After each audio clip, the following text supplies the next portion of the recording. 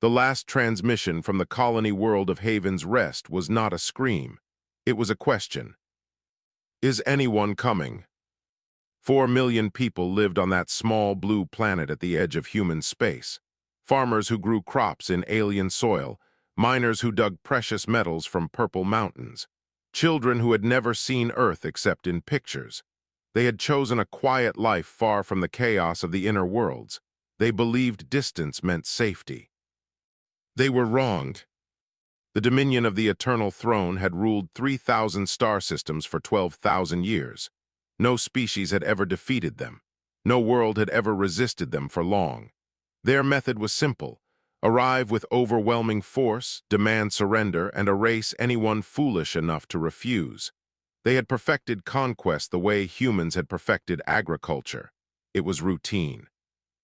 High Commander Wrath stood aboard his flagship, the Undying Will, watching Haven's Rest rotate slowly in the void. His armada of 800 warships surrounded the planet like predators circling wounded prey. He had conquered 47 species in his career. Humans would be number 48. Broadcast the standard terms, he ordered. The message went out on all frequencies. Surrender within one planetary rotation or face extinction. Wrath expected the usual response. Pleading, bargaining, eventual submission, every species followed the same pattern. Fear was universal. Governor Rosa Delgado received the transmission in her small office overlooking the colony's main settlement. She was 73 years old, retired from Earth's diplomatic corps, and she had come to Haven's Rest to grow tomatoes and watch sunsets. Now she watched 800 enemy warships fill her sky. She had no military. Her planetary defense grid could stop asteroids, not invasion fleets. Logic said surrender was the only option. Rosa had never been good at logic. She opened a channel to Earth Fleet Command and spoke 7 words that would change galactic history. They are here. Send whoever you can. 16 hours passed. Wrath grew impatient. He had schedules to keep, other worlds to conquer. These humans were wasting his time with their silence. Then space itself tore open. A fold space rupture appeared between the Dominion fleet and Haven's Rest. A single ship emerged, 1.4 kilometers of angular steel and bristling weapons, the UES Defiance, a heavy cruiser carrying 312 crew members. One ship against 800. Wrath laughed. He actually laughed. His bridge crew joined him, their translator devices converting alien amusement into sounds humans would recognize as mockery. Is this their response? Wrath asked. One vessel, do they not understand mathematics? He opened a communication channel.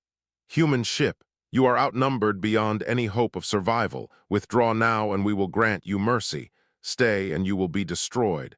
This is not a negotiation. The response came from Captain Willem Archer.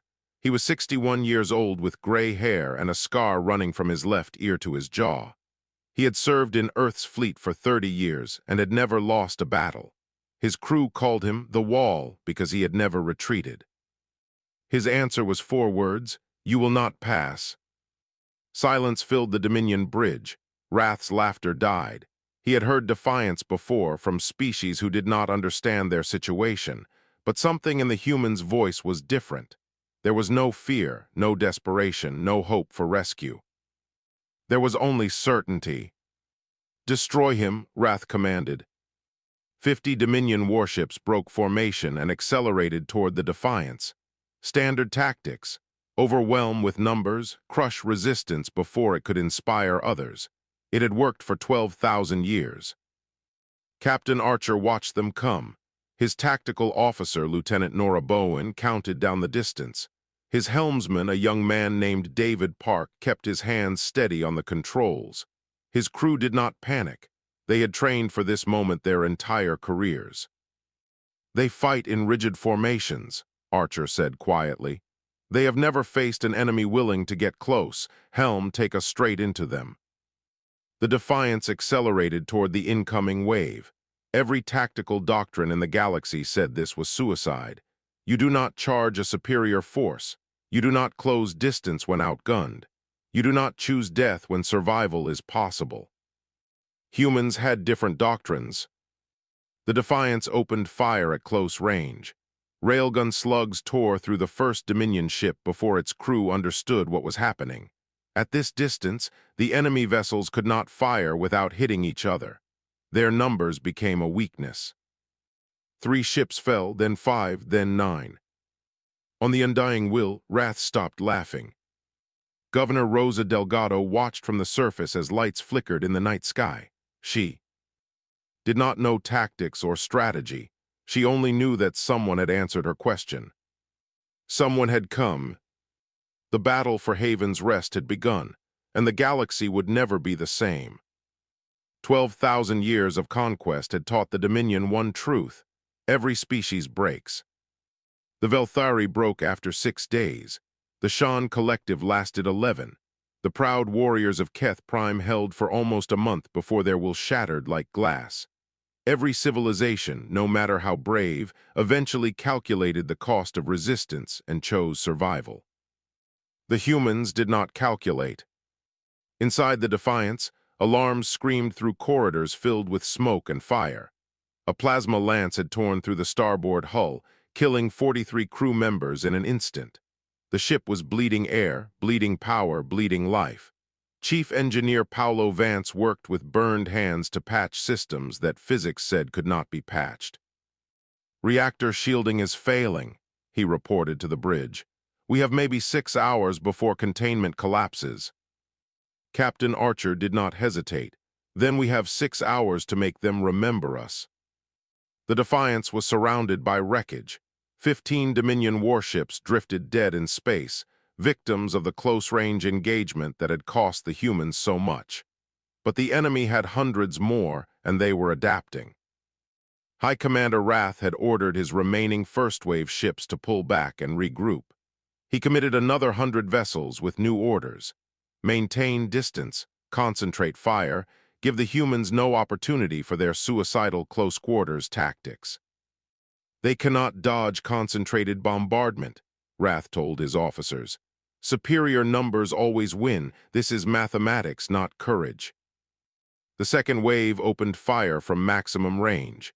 Hundreds of plasma lances and particle beams converged on the Defiance's position. The ship shuddered, twisted, fought to survive. Lieutenant Bowen called out damage reports in a voice that remained steady even as her console sparked and flickered. "Hull breaches on decks 4 through 7, weapon systems at 60%, shields failing." "Helm evasive pattern Delta," Archer commanded. "Make them waste ammunition." The Defiance danced through fire that should have destroyed her 10 times over. David Park flew with an instinct that no computer could match, anticipating enemy targeting solutions before they fired. Dominion gunners grew frustrated. There.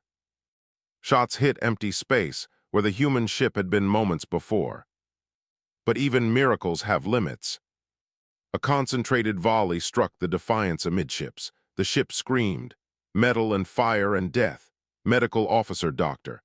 Amara Singh worked in a sick bay that had become a nightmare, saving who she could, holding the hands of those she could not.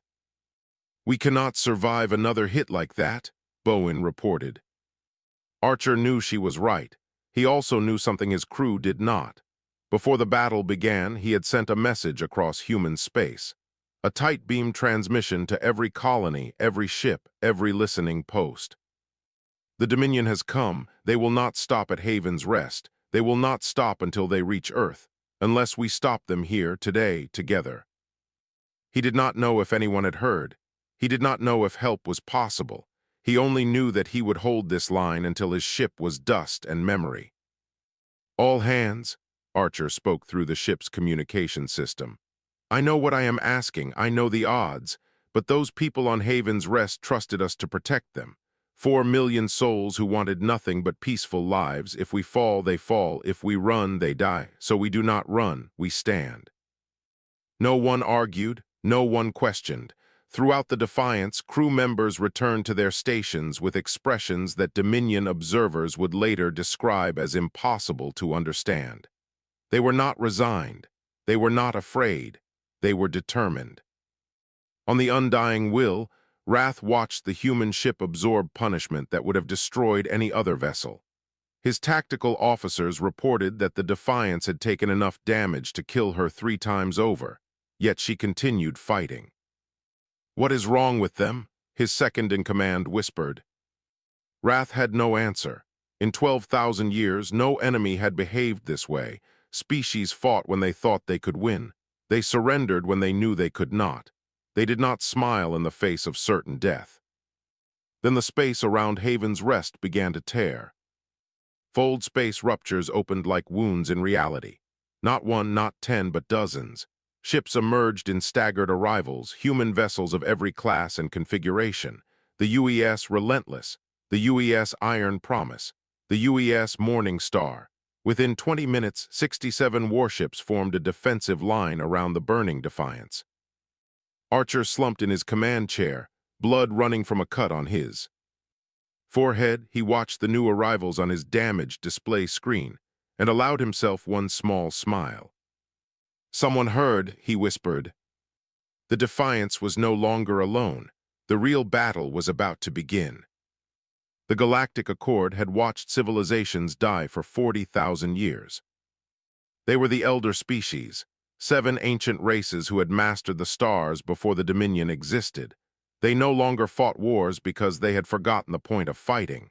They observed, recorded, archived. When the Dominion consumed younger species, the Accord documented it with scholarly detachment. What was one more extinction among so many? Ambassador Keel of the Voria had witnessed the fall of 93 civilizations.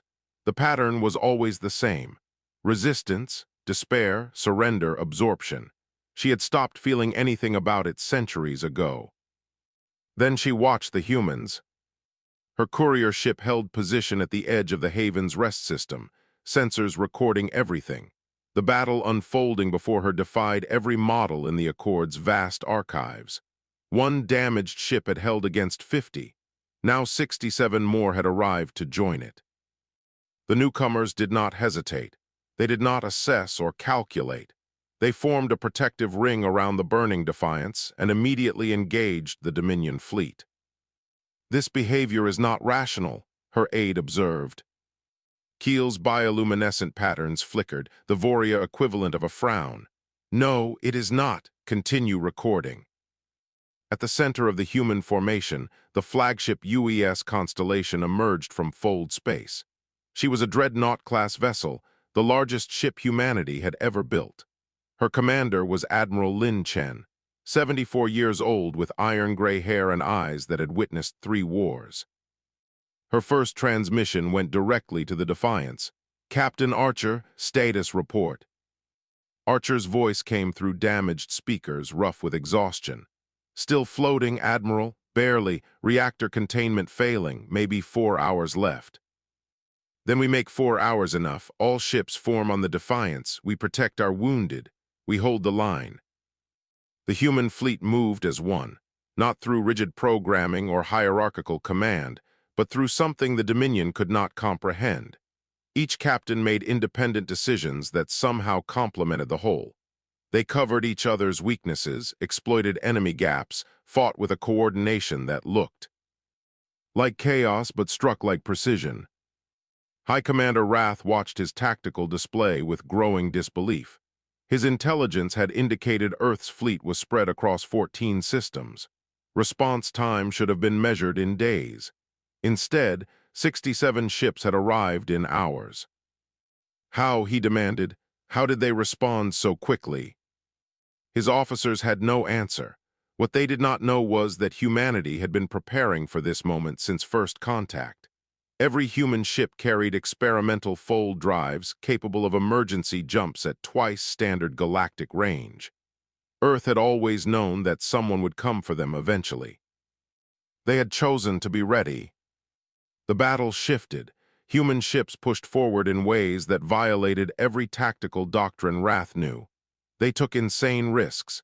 They threw themselves into fire to shield damaged allies. They did not retreat even when retreat was the logical choice. "They fight for each other," Admiral Chen explained to her bridge crew.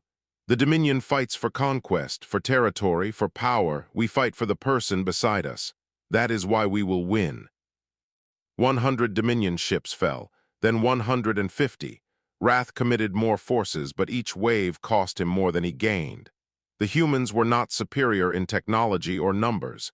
They were superior in something else. They are not afraid, Wrath said slowly, finally understanding. Every species fears death. These creatures do not. How do you defeat an enemy that does not fear death? On her courier ship, Ambassador Keel recorded everything. Her patterns shifted through colors that had no translation in human language. Astonishment, admiration, something that might have been hope. She had watched the Dominion consume 93 civilizations. She had believed resistance was futile, that smaller species existed only to be absorbed by larger ones. The humans were proving her wrong. She opened a channel to the Galactic Accord Council. Honored elders, I am witnessing something unprecedented. The humans are fighting, not just defending, fighting. They may actually stop the Dominion advance. The Council's response was immediate. Continue observation. Report all developments. This species requires further study. Keel understood what they meant.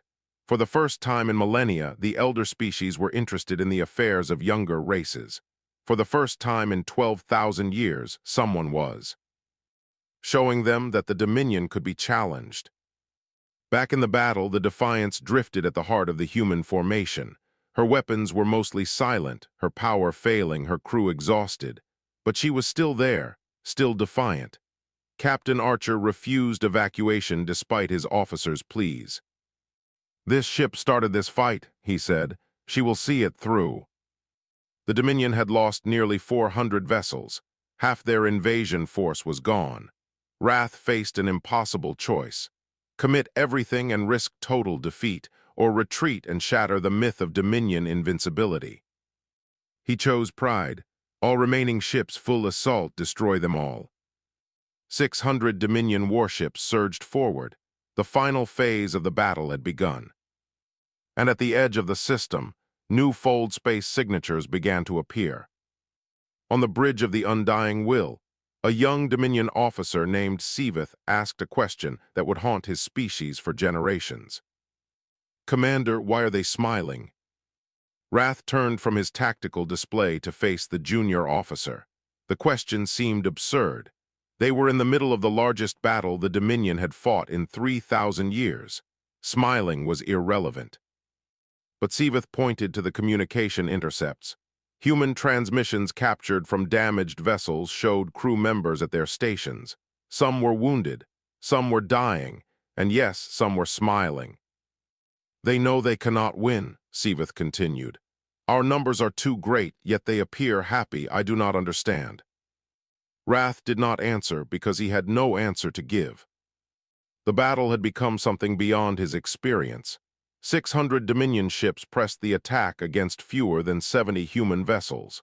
Mathematics said this should have been a massacre. Reality disagreed. Human ships fought with a ferocity that bordered on madness. The UES Iron Promise placed herself between a Dominion battlecruiser and a civilian evacuation transport. She absorbed 14 direct hits before her hull finally collapsed. Her captain's last transmission was a single word: run. The transport escaped. The UES Morning Star led a squadron of 5 frigates directly into the heart of the Dominion formation. They knew they would not return. They went anyway. Their attack destroyed a Dominion carrier and disrupted the enemy's coordination long enough for Admiral Chen to reorganize her defensive line. Every human ship had a story like. This sacrifice was not their last resort, it was their first choice. At the center of it all, the Defiance still burned. Captain Archer had refused evacuation 3 times now. His ship had no weapons left, no shields, no hope of survival. Her reactor would breach within the hour, but Archer would not leave. I started this, he told Admiral Chen. When everyone said one ship could not matter, I brought her here anyway. I will not abandon her now. Chen understood. There were some things more important than survival. On her courier ship, Ambassador Keel transmitted constantly to the Galactic Accord. Her bioluminescent patterns pulsed with colors she had not used in centuries. She was witnessing history, and she knew it. "The humans have lost 31 vessels," she reported. "The Dominion has lost over 400. This ratio is impossible. Our models cannot explain it." The Accord Council responded with increasing interest. Elders who had not engaged with younger species in millennia were now demanding updates. The humans had accomplished something no species had achieved in 12,000 years. They had made the galaxy pay attention. Then the Defiance made her final stand. Her reactor containment began to fail. Alarms wailed through corridors filled with the dead and dying. The remaining crew gathered on the bridge, knowing these were their last minutes. David Park still sat at the helm. Lieutenant Bowen still monitored her darkened sensors. They had nowhere else to be.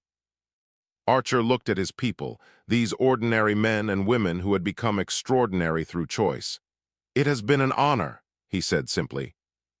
They nodded. No one spoke. No one needed to. Archer turned to Park. "Helm, set course for the Dominion flagship, all remaining power to engines."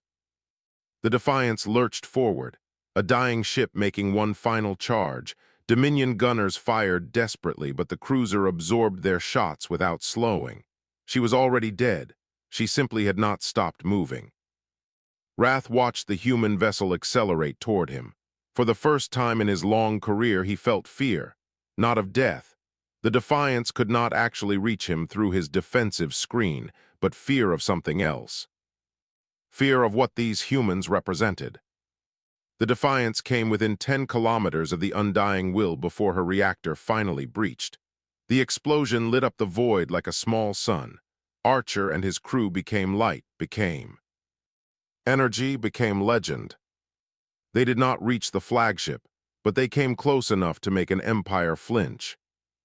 Silence fell across the battlefield. Human ships paused. Dominion ships paused. Everyone understood that something significant had happened. Then Admiral Chen's voice cut through the quiet. "The wall has fallen, but we remain, all ships for Captain Archer, for the Defiance. Finish this." The human fleet surged forward with renewed fury. They fought for their fallen. They fought for their future.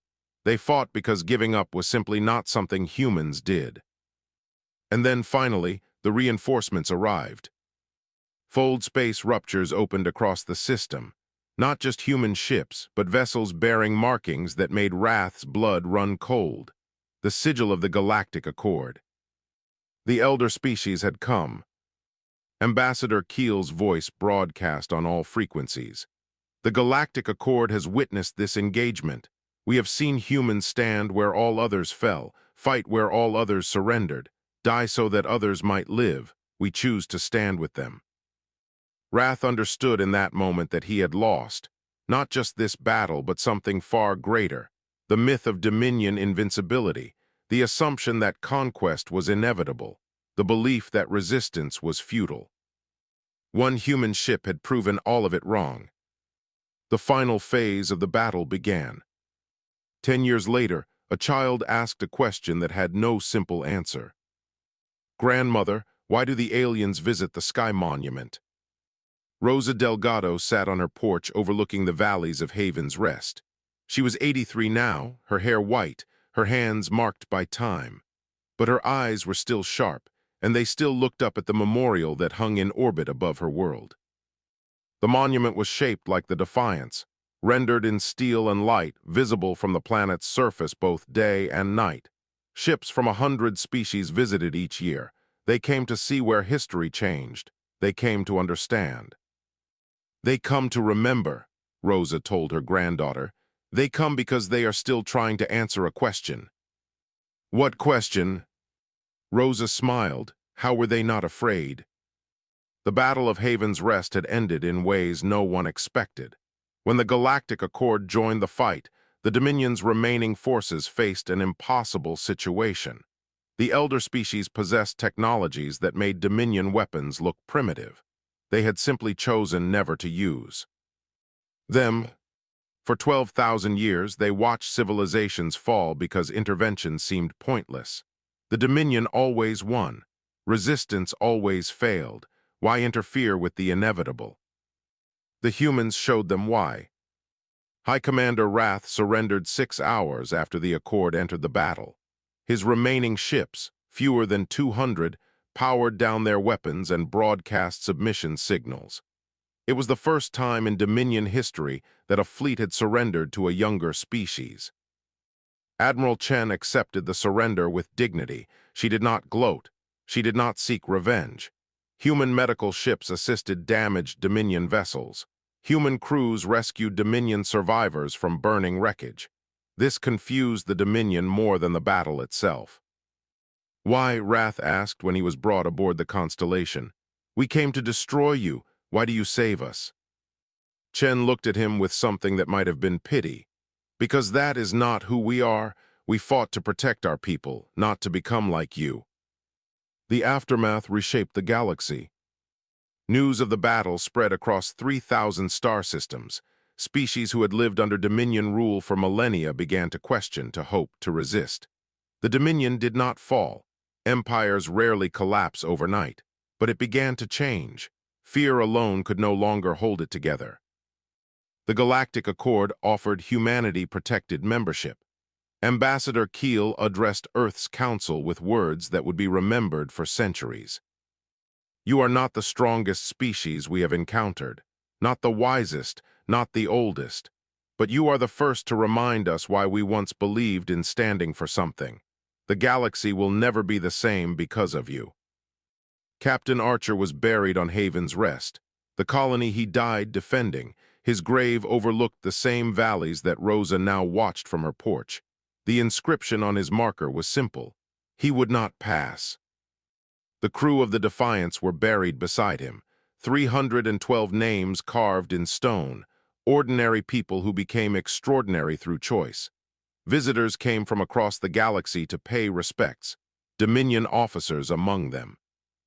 Sivith, the young officer who had asked why humans smiled in battle, became an ambassador to Earth after the war.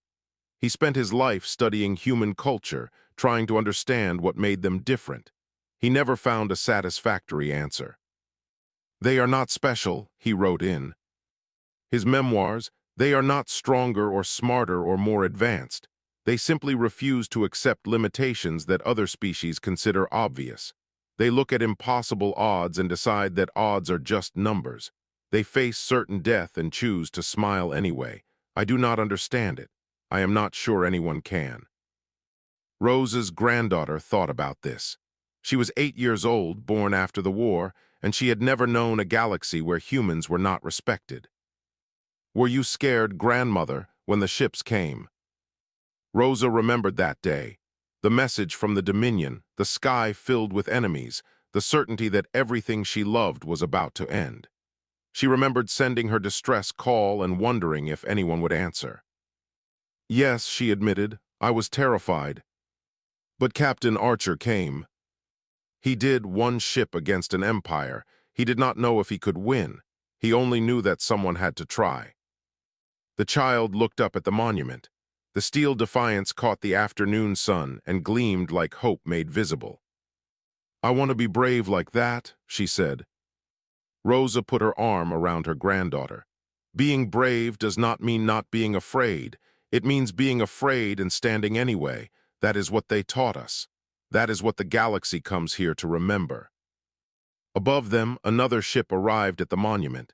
Visitors from a species Rosa did not recognize, come to see where everything changed. They would orbit for hours, studying the memorial, trying to understand. They would ask the same question everyone asked. How were they not afraid? And Rosa knew the answer, even if she could not explain it. They were afraid. Archer was afraid. His crew was afraid. Every human who fought that day was afraid. They just refused to let fear decide what they would do. That was the human difference. That was the lesson the galaxy had finally learned. Not that humans were fearless, but that they stood anyway.